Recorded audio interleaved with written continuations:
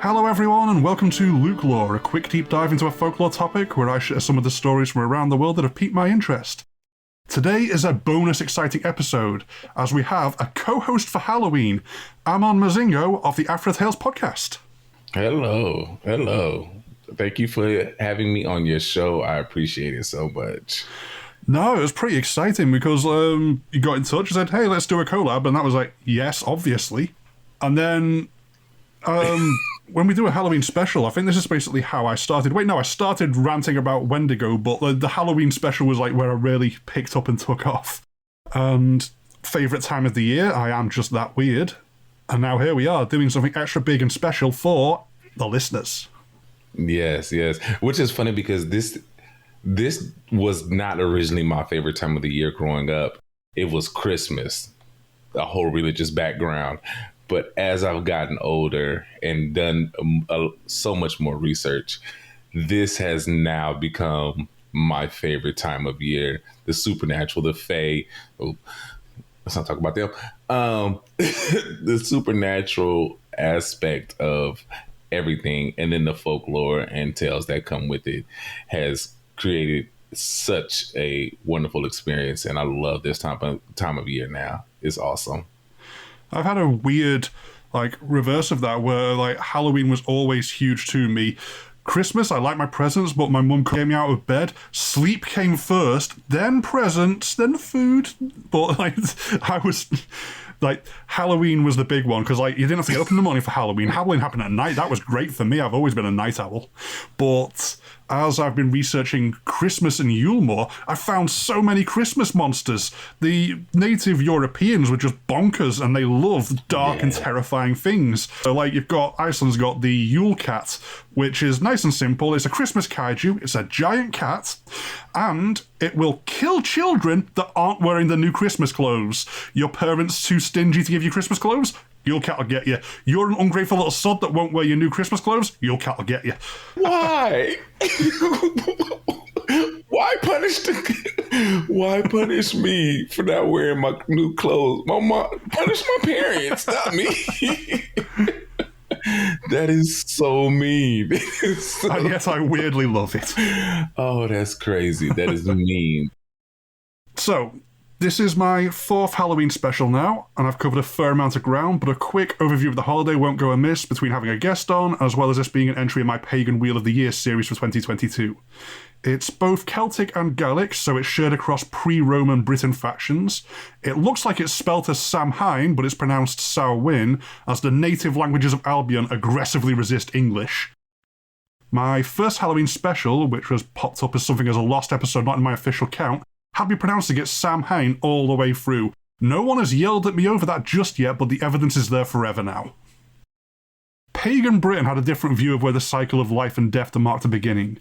The Celtic day began and ended at sundown, and Samhain is the beginning of the Celtic New Year.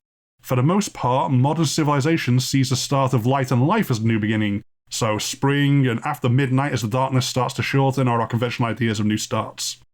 The vaguely Roman New Year is after we've crossed the lowest point of the Northern Hemisphere, and the spring equinox on April 1st is the start of the new year for the Hindu calendar and the Old Christian Julian calendar. But there's a more dreary view to the ancient Britons, which frankly seems to have stuck around in the background of the culture, that the dark rising and the dying of the land is when the new beginning truly starts. From death comes the clean slate for the new life later. But the tipping point of light and life is the reset to zero. Samhain is the final harvest. All late crops and fruit need rounding up, ready for the winter to come. The spiritual side of the holiday is the idea that the time the barrier between worlds is at its thinnest. The living world intersects in an ultimate fulcrum of liminality. The assorted underworlds and other worlds can all cross over into the mundane. The dead and the other can visit, especially in the night. Apples are everywhere as part of Samhain. They're a massively significant crop for the last harvest, so this is where the bobbing and ducking for apples came from, as well as all the assorted candied apple treats. It was the last year I went into detail about the puka, a furry creature used to warn children away from apples after the final harvest. These Eos she creatures, being of the other world, are said to lay claim to all apples that went uncollected by the right time. What is left is puka spoiled and unsafe, a story to keep children safe from eating apples that are no longer good. but are deceptively good enough up until the point they turn your gut. So this special night, as light and life tips over the edge into dark and death, is the time for celebration. The Yule feast is pretty easily argued to be more significant, that being a midwinter blowout of food that won't keep, in a feast that could well be the last time you see some friends and family members. But as the traditional last harvest until the old tribes hit Imbolc's new life in February, it was a creative celebration of preserved food and these last crops. So, the apple's everywhere again. It's one of the 4 Celtic bonfire rituals, something that is still seen as part of celebrations today. Guising was always a tradition, so dressing up in fantastical costumes to hide yourself from those things abroad in the thinnest night which are not plain dress-up. It was also a powerful time for divination. If you are brave or stupid enough to risk meddling with the veil between worlds, time and space are the easiest to poke holes in if you don't mind what might be looking back at you from the beyond. There's also the slightly unnerving tradition of the Dumb Supper, a feast where all participants must remain silent, as it's a meal the dead are invited to, and while welcome at the table, they should not be acknowledged or engaged in conversation. A lot of what the world enjoys about Halloween is a defiant continuation of traditions from before the modern era, something invaders not only failed to stamp out but were themselves affected by the celebration, despite their worst intentions to the contrary. I see it as nothing but a good thing. I may be biased, being both a Brit wedged between Ireland, Wales and Scotland, where the pagan undercurrent endured the most, as well as being a horror nerd who demands spooky ascendancy anywhere I can get it, but it's kind of nice to have 5,000 or so years worth of oral traditions escape out into the world for everyone to participate in. Very interesting.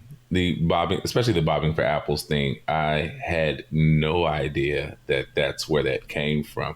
But it makes sense for it to be something from a pagan ritual, since most things we do in the world today are definitely from a pagan ritual, which, can I be honest, I hate the word pagan for the simple fact that everything that's not part of the Abrahamic religion basically is considered pagan in the world today. And it's always just bothered me to look at it like that, because many of these cultures had their spirituality millions of years before, the big 3 came about. And just because they took over, now everything that is not part of them is, or everything that they don't like, is considered pagan. That's just, I'm sorry. Let me get off my soapbox about that. Well, no, you're not wrong. I mean, part of it is, it's a reclaimed word, so before pagan was what was yelled before the fires were stoked and someone's thrown on it. And also, sometimes the names for these traditions are lost, so pagan is the only way you can really go, we've got this scrap of a belief, we found it, we got it, we don't know quite what it is. Right.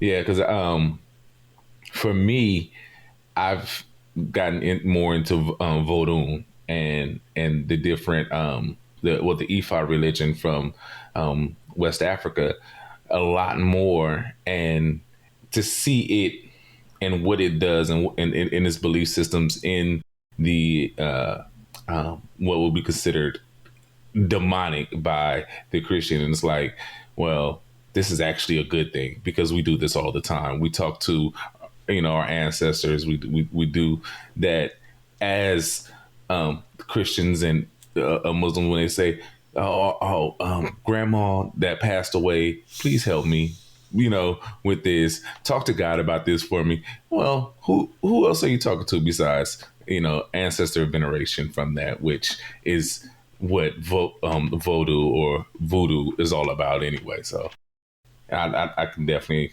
completely understand the love for getting back in touch with the pagan side of life. Yeah, it comes from to be demonized is from a very different idea of good and evil. It's a case of the in-group and the out-group, and the in-group is what is correct, and the out-group is to be disregarded. It's not actually being judged on its own merits, it's being judged on being different. And to see how they have taken certain things and implemented them into Christianity and things like that from the pagan side, and be like, well, we like this will work for us because this can bring in people from that side, and then say, well, you know what, we don't like this, so we'll demonize that and get you guys to start hating that and everything like that. And it's interesting how people can manipulate, things like that. And to see a revival of getting into, people getting in touch with their roots and what their culture did before their culture was demonized by the in crowd, as you said, is fascinating. I love it. The 2022 has been that entire journey for me, doing all these pagan Wheel of the Year points on all these old holidays, and also just being a menace around Valentine's Day. I don't know if you ever spotted that one, but I did werewolves for Valentine's, and I found the pagan festival that Valentine's papered over, and it was Lupercalia. Yeah. It was where Roman men would get drunk, dress as wolves, and then rampage through the streets, whipping women on their butts as a fertility rite. So, like, everything you find, these holidays that have endured, there is the new modern interpretations of it, but then you go a bit further backwards, and everyone was having the times of their lives. Yeah, the way you found that is the same way I found out about Saturnalia, and I was like, this is Christmas? This is Roman Christmas? Wow. This is everything against what the in crowd says you're supposed to be doing. They're doing the exact opposite, and they're loving it. They're living life, and I was like, every time the holiday comes around, I'm like, happy Saturnalia, enjoy this time and get nasty. Just get nasty. I don't care. Have fun. Those midwinter feasts, they were about being defiant against dying. Like, this is the last time that we might be able to live it up, and we're gonna. And which is interesting because most people don't think about why the midwinter feast and the Samhain is here. This holiday, this season was life or death. If you didn't get a good harvest, your family might not make it through. The village, the whole community might not make it through. So yeah, you got to live it up because this could be your last winter ever. Yeah, I mean, you've got to think. This in Europe was like thousands of years without sugar. How do you think you were preserving stuff without sugar, without refrigerators, without climate control? It's a case of you had to make do and just pray that something out there was on your side. Yeah. Really. Because then you have to be like, well, I guess we got to go try to hunt whatever's out there that is still moving around in the wintertime. And there's not much. There really isn't much. And especially for you guys living on an island, it's not like you say, well, okay, well, let's just go across to the mainland and do some hunting over there. No, it's whatever's here on this island is what we got. And the whole island is pretty much freezing over. Yeah, it's an incredibly miserable island at the best of times. Get to the worst of times, you're in trouble. Yeah, that's my partner. She wants to. Let's move north where it's cold and snows, and I'm like, no. Why would I want to go somewhere where everything just freezes over? And not only just the food aspect, warmth is hard to get a hold of. Like when we had that freeze down here in Texas, it showed her. She was like, I don't know if I really want to move all the way up north anymore. Yeah, this is what you have to deal with. your heat probably going out. If you don't have a generator, you're like, yeah, you can go. Let's go to move to Wisconsin. Yeah, okay. And what happens when we don't have any heat? This is what it's going to feel like. It's going to be tough. Get the fireplace. You better make sure you got the firewood because we're not going to make it if we don't. Yeah, you're going from winter being less hot to winter being, oh, everything's dead. Don't go outside or you're going to join it. Yeah, exactly. People down here in the South do not understand what winter really is. Like today, I woke up, it was 40 degrees, 40, 50 degrees, and got up to like 69. It was like, it's cold. Like, no, it's not. This is nothing. This is not cold. We have barely seen any kind of fall. It's still summertime basically for us. and it's going to go back up to the 80s in a few days. That does sound like a British summer. The 2 days of sunshine you get over here. I can't wait till I get over there. I really want to get there so bad. I've been telling my partner like crazy. I'm like, I want to go to England. I want to go to Ireland. I want to go to Scotland. I just do. And like, I drink a lot of Scottish whiskey, so I really want to go over there, taste it when it's fresher than when it gets all the way over here. Oh, you all of the breweries do incredible tourist runs. They'll take you through the distillery and let you taste all the different things. It's like, this is barrel age, this is this age. Here, have a taste of this, have a taste of this. You'll be dragged out by the Scottish at the end of it, and they'll be proud you're not standing. Yeah, I actually watched a documentary about it. I forgot what it's called. It's on Hulu, and it was about they did the whole tour. It was the two guys that did the show Outlander. So the older guy and the main guy, they did a tour through Scotland, and they went to a couple breweries while they were there, to the point where they were, harvesting the peat and everything, and showing the whole process, and it just looked awesome to me. And I was like, oh, I want to do that so bad. Well, maybe not the work, but I just want to taste it.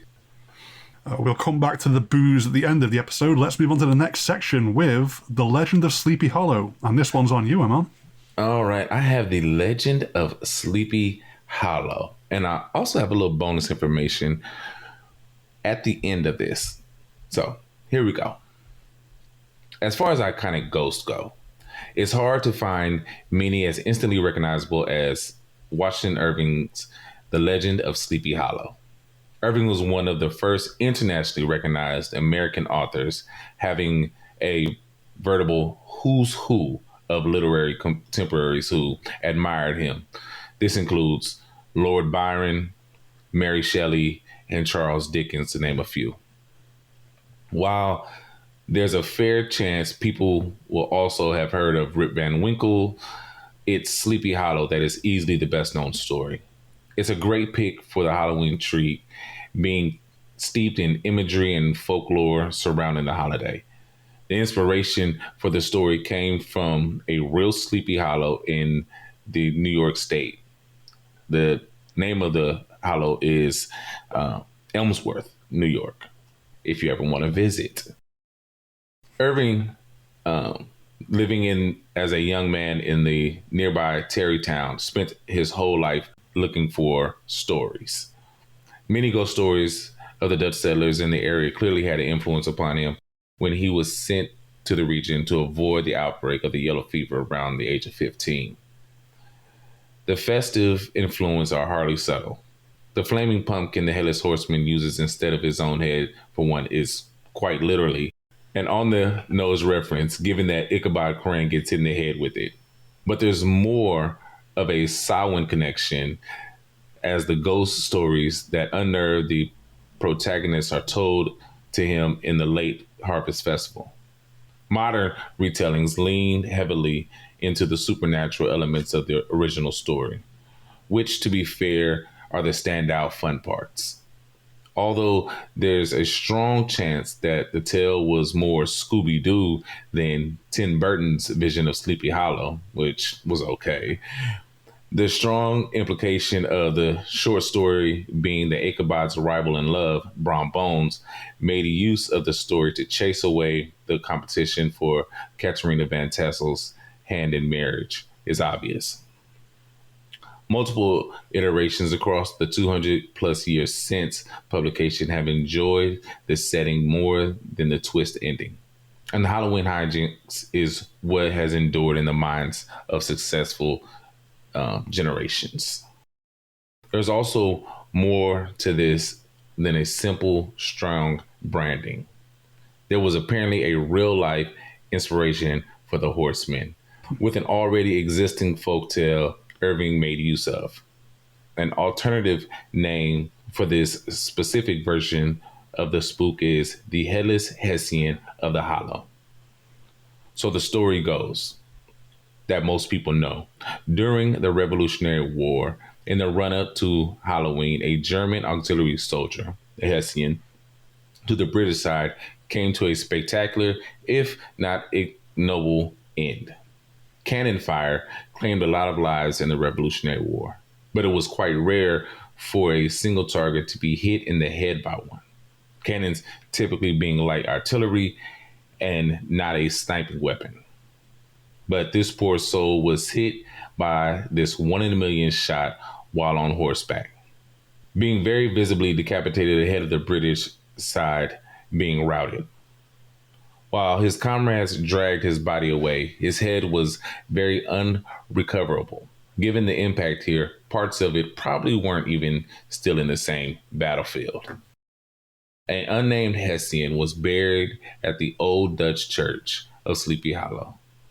And so the ghost story goes, he rose from the grave next Halloween. Furious, he was buried without his head. He picked up a jack-o'-lantern as a temporary replacement, acquired a horse somehow, and rode out in search of his missing body part. Given how his head was lost, there's no story where the enraged revenant is ever reunited with what was now most likely a fine paste coating a lost cannonball. So it is said to go. Each Halloween, the specter will ride again. A new carved pumpkin used each year as part of a futile search to be whole once more. Now, there's a little extra to this story. If you go to the Old Dutch Church, there used to be a man that would give you the tour of the grounds. According to him, Cornelia and Elizabeth Van Tassel of Elmsworth, New York, lived there. The British would raid the towns as they went along, led by a man by the name of Burn 'em Up Charlie.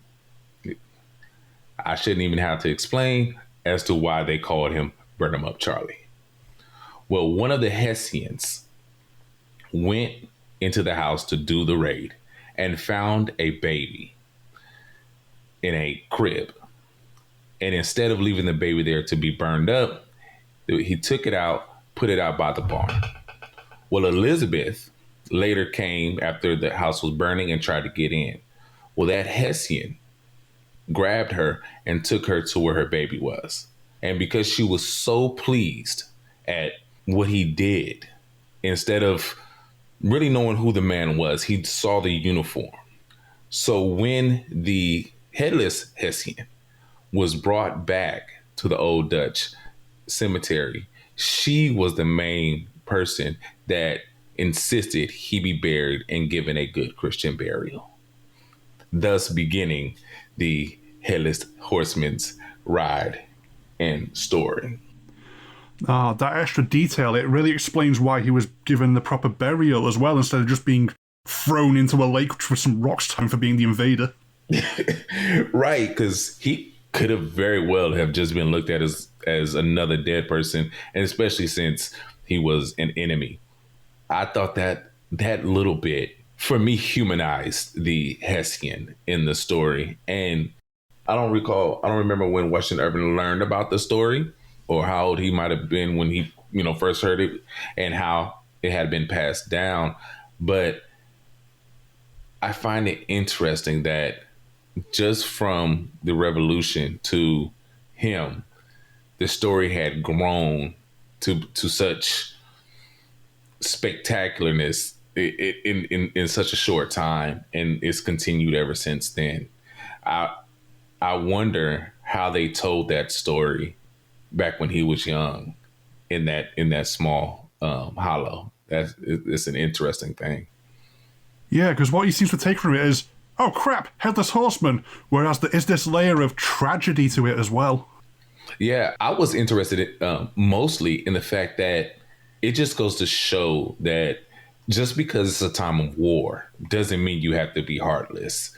And for him to show that much, care to say, I'm not letting this child die, because that's not what I came over here to do, is let kids die or to kill kids.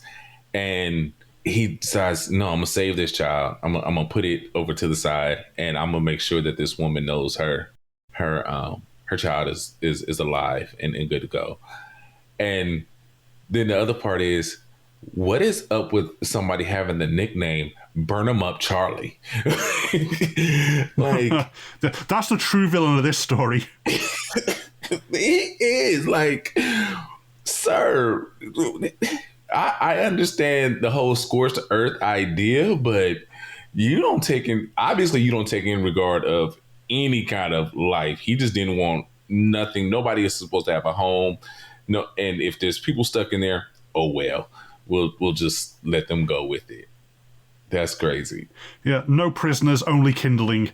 It ain't a good way to approach life. No, it's not. And I kind of want to know what happened to Burn 'em Up Charlie. Like, I'm hoping that he was set on fire with his own paraphernalia, really, just going off like this impression of him. Yeah, I really hope so. That is definitely something that needs to that should have happened to him. Hopefully he did. You know what's weirdly sweet about the whole thing, though, is that we've got this Hessian horseman, and he did such a good deed. It's why he got buried. People still talk about him, and in even a strange way revere him for centuries later, even if it is part of like a Halloween fun tradition. He's never been forgotten.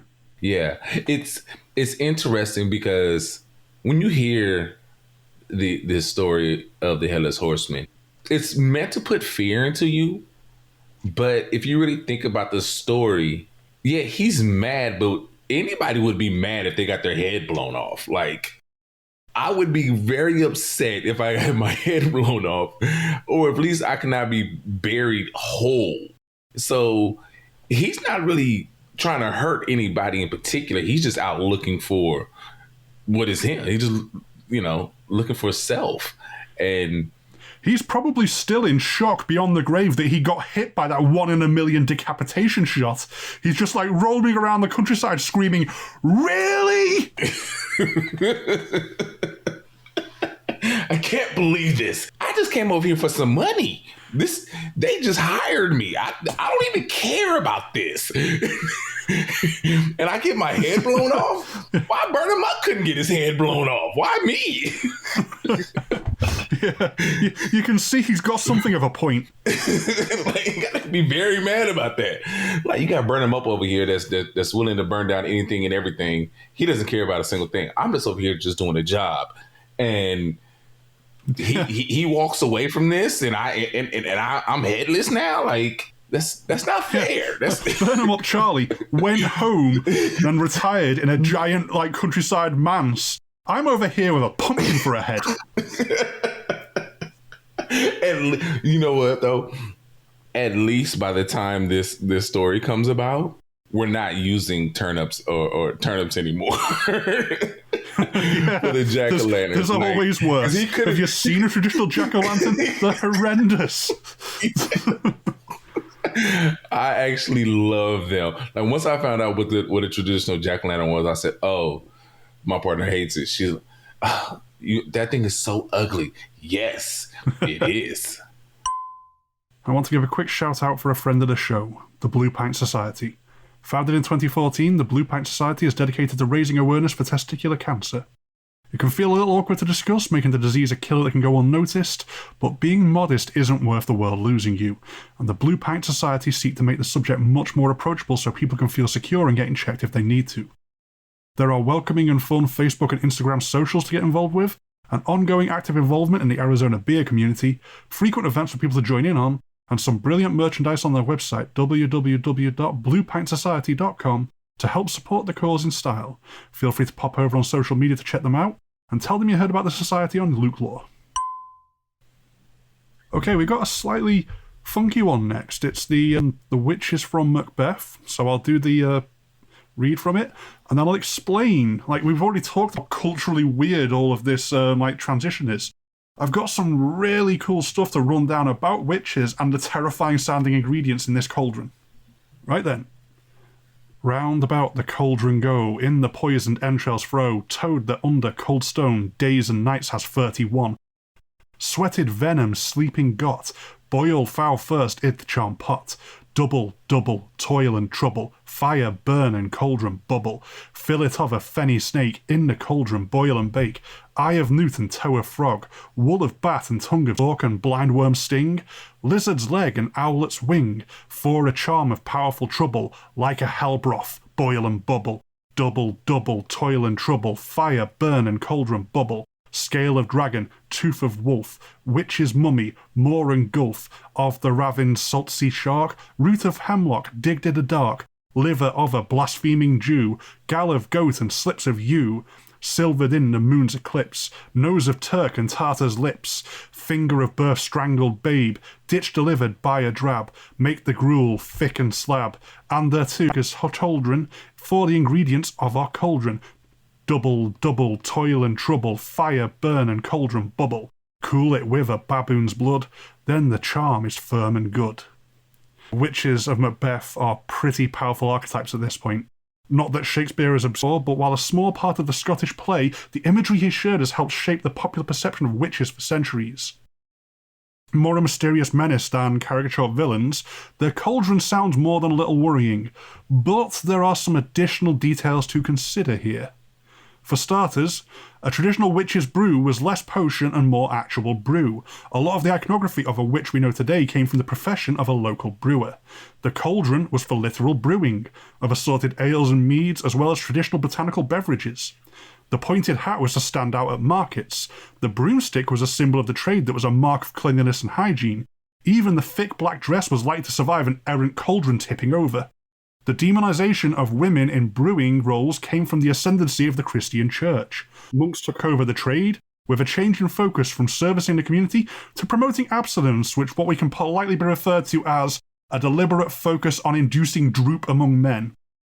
When it came to the herbcraft of local wise women and cunning folk, the ingredients aren't quite as worrying as they may first seem.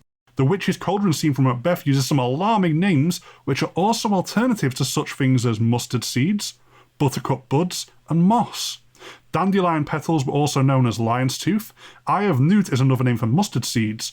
Bat's wing is holly leaves. Something as awful sounding as blood of Hestia is chamomile of all things, best known as a soothing tea ingredient. While used for dramatic effect by Shakespeare, and also likely demonized by the church again, because what wasn't if a woman was doing it, it was also an authentic secret language used among hedge witches and village apothecaries. There are some spectacular ones out there you would never want adding to a herbal remedy going off the secret names alone. Semen of Ares, Serpent's Tongue, Nosebleed, and Scale of Dragon, for example, are White Clover, Dog's Tooth Violet, Yarrow, and Tarragon, respectively. There really were grim ingredients related to witchcraft out there, though. Body parts, exhumed corpses, bonus grizzly bits picked up from the butcher for burning and rituals instead of going in the stew pot. But they weren't commonly used by witches themselves. They were used by the so-called good people opposing them. The disgusting rituals were used to counter witches and their godless flower-based potions. It's something of a split in morality over the ages that the gruesome stuff was considered good and necessary to defeat an enemy made of traditional healers with funky pantry labels. There was almost certainly black magic out there in the quiet hamlets and isolated cottages of the countryside, which is where we get such things as a Hand of Glory, but a lot of what became the spooky trappings and stereotypes of witches was weirdly harmless. Now, the code names, that is interesting. I'm thinking, Eye of Newt, really an Eye of Newt. Not a mustard seed. Why a mustard seed? It was a secret language that kept their trade secrets, but they could share with each other quickly and easily, and you'd label it with all this weird stuff, so, ain't no one stealing your semen of Ares. Right, yeah, you are right about that. I wonder what that was making, that recipe that's in the play. What exactly, if you put all of those, if somebody tried to do that, what would that recipe actually be? Scale of Dragon was in there, and Scale of Dragon is tarragon. It sounds like they were just making some sort of soup on the winter moors. And which would make perfect sense, especially if it's in this time of year. It's getting cold. Depending on how it's might be some easy things for them to gather, and soup or broth for them. They could probably keep it for a long time and use it for cooking other things to throughout the winter. So yeah, that makes sense. That makes a lot of sense. Adds some incredible subtext, because Macbeth then is this mad king who was intimidated by these old women just having a laugh, yelling out their secret names for their ingredients. And then this entire terrible sequence of events was put together because of some old women messing with this mad king on a path. Right. It's like, oh, we can mess with this guy right here. Look at him. Yeah, we're gonna use the code names for this. This guy's an idiot. They weren't wrong. They weren't wrong. They were not wrong. He was definitely an idiot. Yeah, growing up in English class, and they always want to do, well, you have to do Shakespeare growing up. And I dreaded Shakespeare so much. I hated doing his sonnets and everything. And it was like, in every English class wanted you to do it. They always wanted to pick something. And it was normally Hamlet, which is another great spooky story. But yeah, I even tried to watch the movie for Macbeth. And I can't get past his. You did a great job reading it, because I cannot get past the speech pattern and the words they use. Iambic pentameter. Yes. You can tell when that part of my schooling I did not pay close attention to, but I did love the witches. I have a weird bugbear about like schools and Shakespeare, because Shakespeare's plays were rude, crude, rowdy, and fun entertainment, but they've been put through an academic filter to make them as tragically boring as possible and to just throw children as far away from these great old stories as possible. It's like, no, you don't make it boring. You need to sit the kids down and go, children, here is every word in this play that Shakespeare made up. And then you've got the kids on board. You need to make it as fun as it was supposed to be.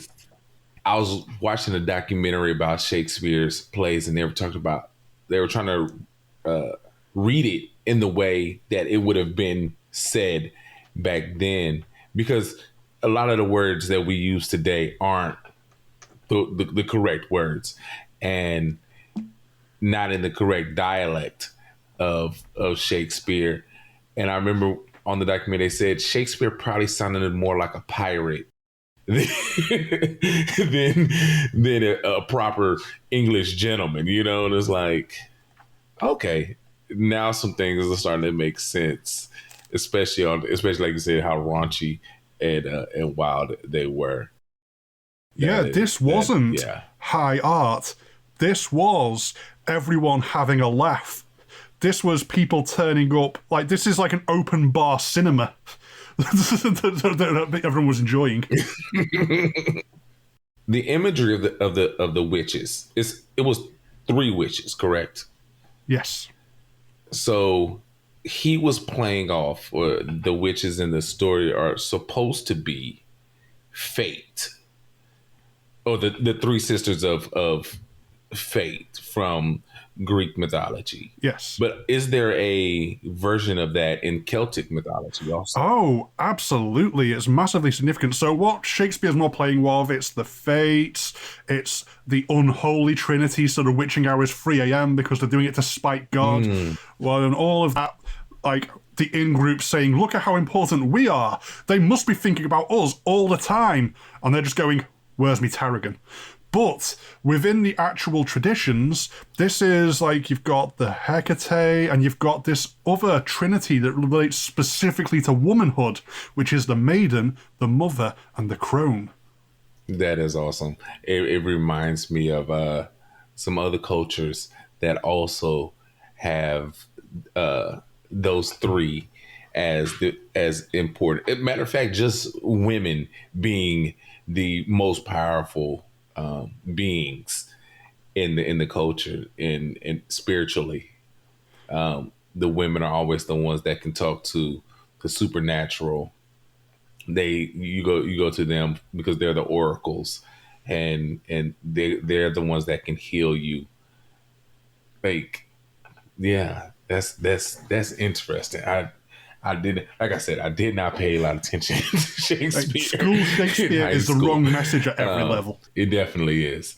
If when my children get there, I'm definitely going to have them watch some of the Shakespearean movies to get a little bit more. Get a better look at it. It's just the approach is, this is serious plays for serious people being seriously English, when the truth of it is, all right, this is a soap opera with magic. Everything's going to go off, and you should be watching it for fun. I have a love for witches. This is a bit into my family history. I have a cousin that passed away back in the 70s that they thought was a warlock, which some people say, well, he was just a seer. Either way it go, he was magical. He had his own grimoire, and he was able to predict people's future and everything. It was crazy. And knowing that about him made me really get into witchcraft and the supernatural on that end.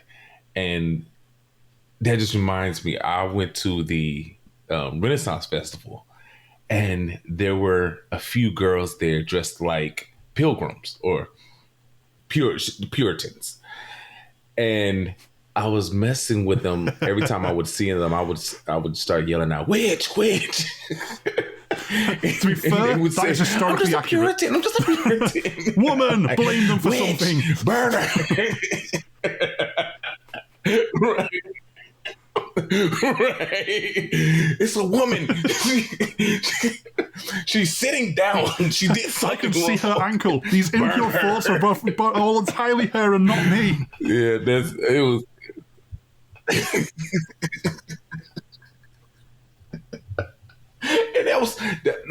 And that's so sad. It's so sickening to think about.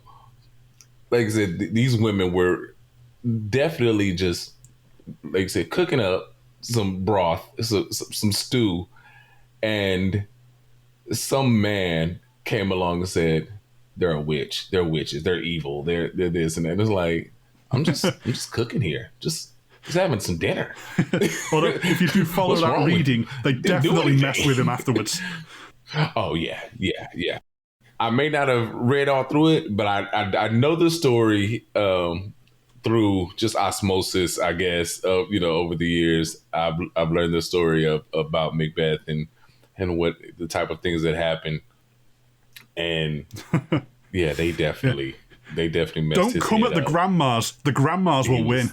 Most definitely. You don't mess with it with grandma. She's been around too long, and she knows everything that's going on, especially back then in those neighborhoods, those small little towns. She's seen what everybody, and she just sits back there and just looks, when people say she knows things she shouldn't know. Well, that's because she just sits and watches you guys, and you guys just do everything in front of her, thinking, well, she's just some old woman.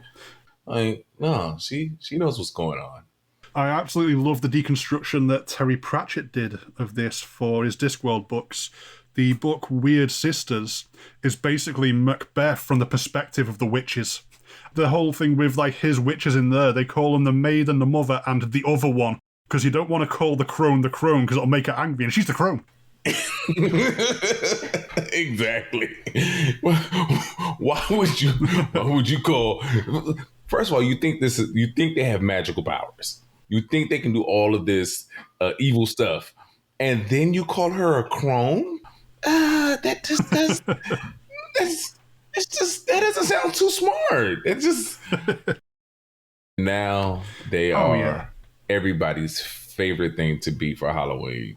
Yeah, it's so weird. It's like the Headless Horseman again. Is like if you're going to like put these like folklore in the context of honoring ancestors, that man who saved that baby is immortal. And now we have the witch's iconography that was attempted to be demonized. That attempt at demonization has kept the brand alive through millennia. And now we're here going, oh, hang on, that was good actually. And we have it all there because they tried so hard. It was like an historical Streisand effect. It's like, witches are bad. Why? Because, they are. And then they've just stuck around forever. Yeah,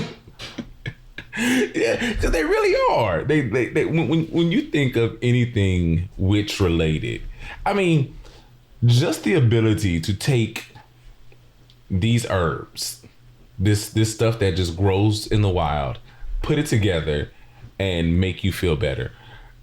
It's like, yeah, that's awesome. Like, why wouldn't you want that person around in your neighborhood? Like, and we know about the witch hunts and everything like that. And because it's always, which never made sense, you're going after the person who everybody goes to be healed. Like, this is your doctor. Like, if we started going after doctors and saying we're burning all doctors at the stake, people would look at you like, are you stupid? Like, why would you do that? Well, that's what you guys did to quote unquote witches in back in the day. Like you just burned people, your healthcare. Yeah, it's like, we're gonna burn you, but first, can I have a new prescription out? I have this boil. Can you get rid of it? You're a witch. You shouldn't be able to get rid of it. Like, wait, what? What do you? Back in my day, we just died. This is unnatural.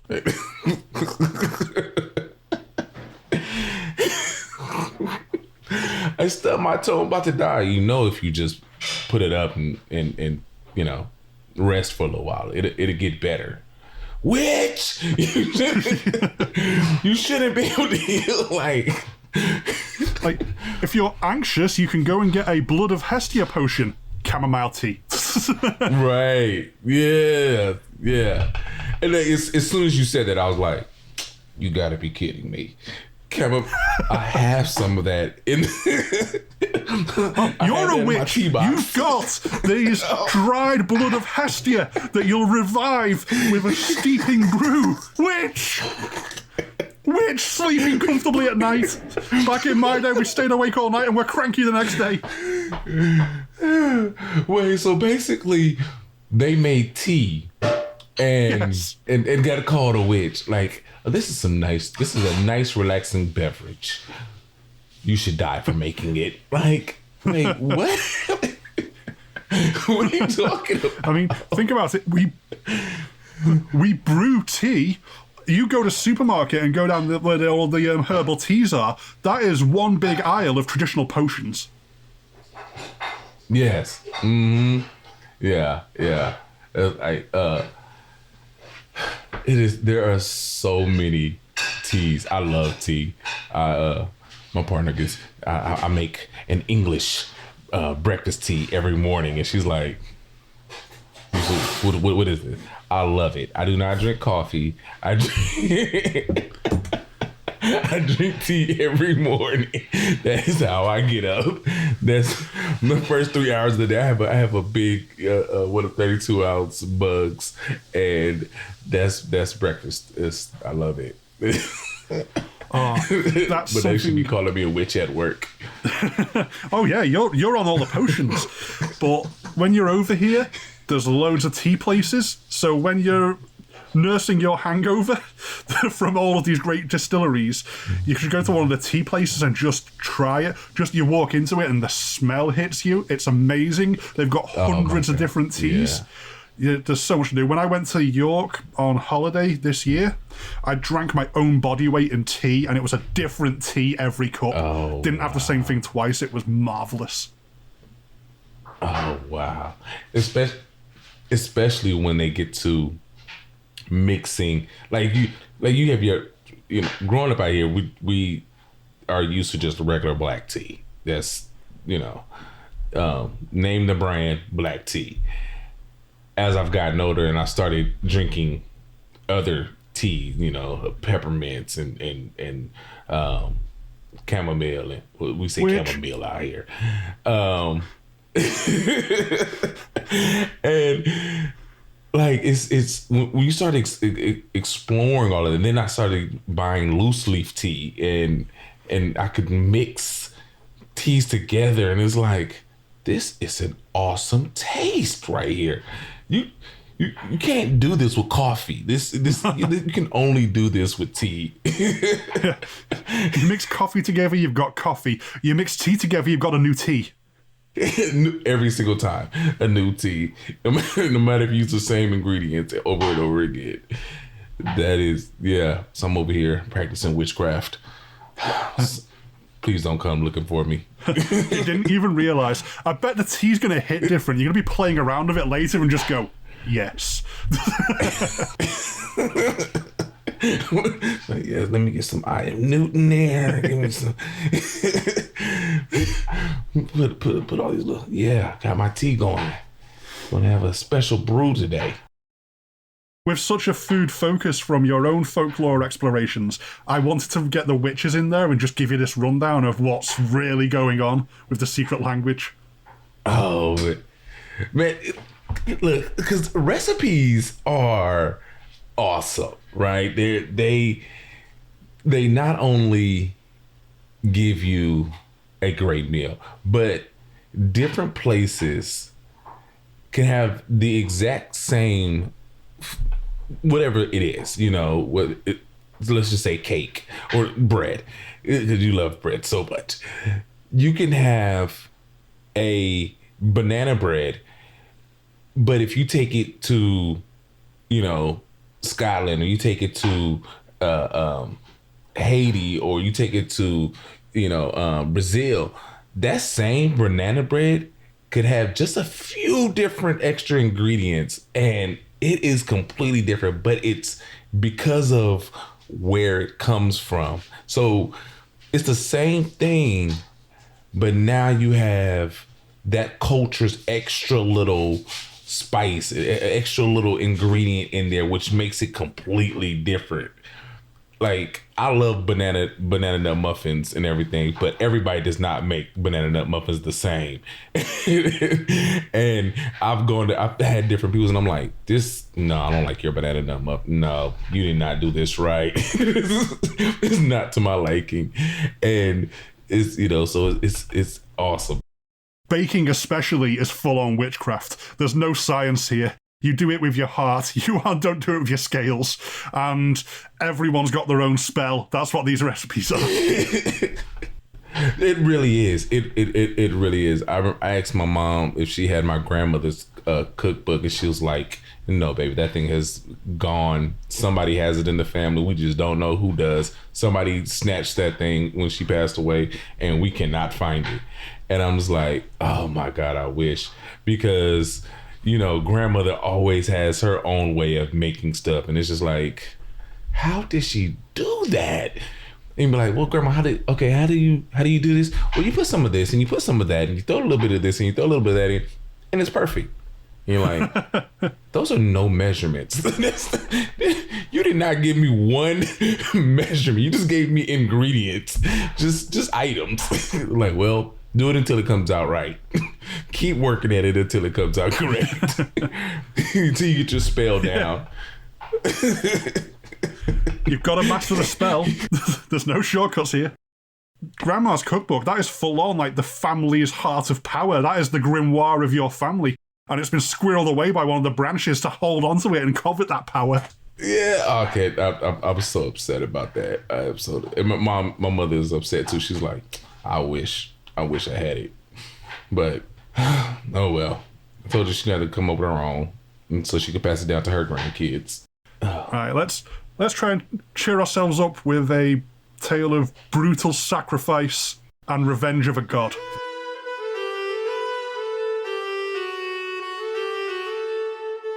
A killer beer. There's an old song that has survived as a part of the oral tradition, which relates to final harvests and death. If not exactly having a definitive version, it is commonly known as John Barleycorn is dead, or else John Barleycorn must die. To front-load the topic, this is a song about the sacrifice and rebirth of a god of the crops and harvest. The tempo of a lot of the versions of this folk song feel more like that of a hymn, the tune, as it is commonly known, being a variant of Dives and Lazarus, considered a traditional Christmas song. It's pretty spectacularly pagan for sure. 1500s, there's some debate over whether the various Barleycorn songs are an included oral tradition handed down across the ages, or a strange fabrication that sprang up based on ideas found in it. Taking it's a storified collection of traditional farming and harvest methods, up to and including human sacrifice to bless the fields, potentially even a Wicker Man pyre, the likes of which the good non-Bees movie of that name depicted. There's an end point to the narrative that a lot of scholars in the field of folk music point to as how the song endured across the centuries, if not millennia, and that is that the harvest leads to drinking. The instructions hidden under the surface go from the planting, to the harvesting, to the brewing of beer and brandies, making this an enduring drinking song. The beer can be read as the revenge of the god of the harvest, putting the people who sacrifice the deity into a rowdy stupor as a last laugh of the divine. There are an incredible amount of different versions of the song, something which lends credence to it being an oral tradition over a bored academic's pet project. A modern recording of that is the folk band Traffic from 1970, a version using the John Barleycorn Must Die name over Is Dead, giving it a bit more urgent agency rather than resignation of it having to happen. The song itself is well worth looking up, and I'm going to duck out of singing it right now, but we're looking at how John Barleycorn must die. They've hired men with scythes so sharp to cut him off at the knee, and there's all of this imagery of sharp pitchforks that pricked him in the heart. They've got to cut him skin from bone, and he's ground him between two stones. It's all like a big analogy of what you do to the crops, and it's just basically instructions, but it's through the filter of, here is a man we're going to brutally torture to death. So, there wasn't internet back then, people made their own entertainment. At the end of it all, after the god was resurrected and killed and it was ground up, you've then got the drink, you've got the brandy in the glass, you've got the nut brown bowl, and the huntsman can't hunt without it, and the tinker can't mend a pot without a little barleycorn, and the last laugh of the god is how dependent everyone is on him for the fact that they're the ones that struck him down and turned him into this food. It follows the broad strokes of the traditional parable that John Barleycorn must be sacrificed, dying and returning in a symbolic cycle of harvest. You get the horrific imagery of the implication of a person going through the reaping and sorting process, and then the final revenge in alcohol emerging at the end of the process. It's an interesting fit for Samhain, even if it was ultimately spun into being in the 1600s, because even should that be true, as some now suspect, it's still based on the folk traditions. There's harvesting, there's feasting, and horror. It's pretty perfect, all told. I wonder if it's overdue a revival as a Halloween song, actually. The first time I heard the song, I actually had to listen to it twice, because the first time I heard it, I was like, what are they talking about? And I'm looking at the imagery, I'm like, wait, is this what kind of song is this? This is a murder song. This is literally talking about murder.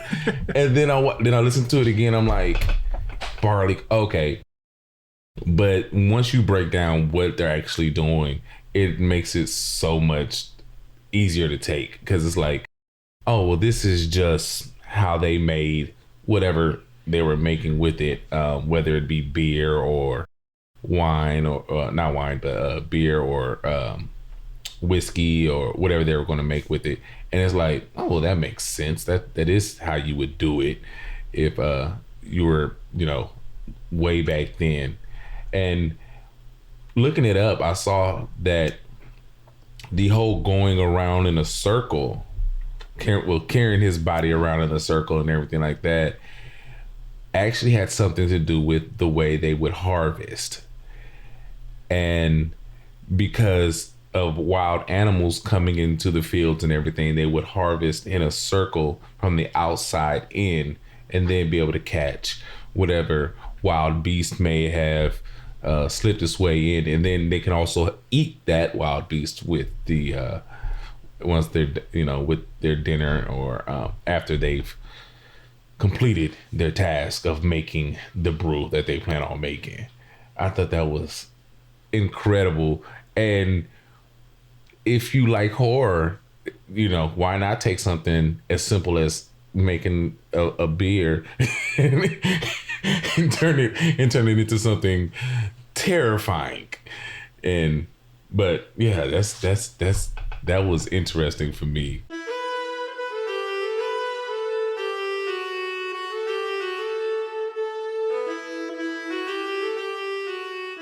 That's all for this part of the Pagan Wheel of the Year. Blessed Samhain, Happy Halloween, and welcome to the Celtic New Year, everyone. Before signing off, huge thank you to Amon Mazingo, who, not knowing too much about the traditions behind the modern day Halloween, got thrown into a LukeLore special on this subject. Would you like to tell everyone where they can find you? You can find me at Afrotales Cast everywhere. Twitter, Instagram, Facebook. You can email me at afrotalespodcast@yahoo.com. And I have another episode, which is interesting because it will be about either the Rolling Calf or LukeLore, which is the Haitian werewolf with origins in France. So interesting. Oh, there's so much going on with France. Like, the Beast of Gévaudan is where we get the idea of silver killing werewolves. And it was entirely misconstrued because what happened in the original tale was it was melted down silver idols, so it was the religious thing that was supposed to kill it. And everyone went, nah, that's dumb. Silver! And then they just embraced the old ideas of silver as be warding off evil. And like, wait, no, the church propaganda, come That's like, okay, so there's a Trinidad, so all over the Caribbean, you have different versions of the werewolf. But in Haiti, it's called the LukeLore. In Trinidad and Tobago, it's called Ligahu. And in Louisiana, because they're French, it's called Rougarou, which is weird. And they have different ways of catching this thing. It's a shapeshifter that is a werewolf most times when you see it. And the way that they catch it, the way they try to disrupt it, like in certain islands, they're like, nope, just don't even mess with it. You just leave it alone, let it do what it's going to do. Other ones are like, no, we got to get rid of it. We're going to catch it. And it's like, none of them use silver. Nobody uses silver at all. And I'm like, why aren't you using silver? And I prodded you on this before in our preamble. You have a chef recipe for us. Yes, I will have a chef recipe for you guys. I will be sending it to you. The chef is going to send you a personal recipe himself. So be on the lookout for that. LukeLore is a Ghost Story Guys production. If you do want to contact me, there's the show's dedicated email, LukeLoreGSG@gmail.com, and the general show email, ghoststoryguys@gmail.com. Both myself and the main show are really easy to find on Facebook and Twitter if you want to make day-to-day contact, as well as a very active Instagram account that a lot of the community gets involved with. If you want to support the show directly, check out our Patreon at patreon.com/ghoststoryguys. We do have LukeLore merchandise available at the Ghost Story Guys online store. Feel very free to show off any you get online. Just recently, we've begun to push to promote LukeLore more, and the dedicated Facebook group for the show is now live if you want to come join us over there. As ever, though, the absolute best thing anyone can do to support the show is to give it a listen.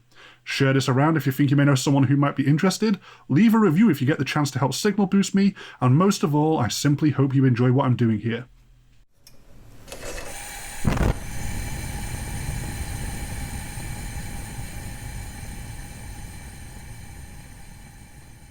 Hello, Luke. I have a wonderful recipe that I have found on the recipes or the Pagan Soul webpage, just for you and your friends on LukeLore. Today we will be creating pumpkin cider bread, since you love making bread so much. What will you need for the recipe? 2 cups pureed pumpkin, 1 tablespoon cinnamon, 2 tablespoons sugar, 1 tablespoon nutmeg, 2 cups of flour, and then enough to make the consistency just right. 2 tablespoons of dry yeast dissolved in half a cup of warm water, 1 tablespoon of salt, 2 tablespoons of vegetable oil, 1/3 to half a cup of molasses, and 2 cups of fresh cider. Now, how do we put this together? Easy. Combine the cinnamon, sugar, and nutmeg with the pureed pumpkin. Combine the salt and 2 cups of flour. Add the cider, yeast mix, and all other ingredients. Add more flour if necessary. Pour the dough into a slightly greased bowl. Cover it with a cloth or plastic wrap and let it rise for about 45 minutes until it is doubled in size in a warm place. Punch down the dough and turn it out onto a floured surface. Roll the dough into a long strip and then roll it up jelly roll style to fit in the bread pan. Place in a greased pan and let rise until doubled again.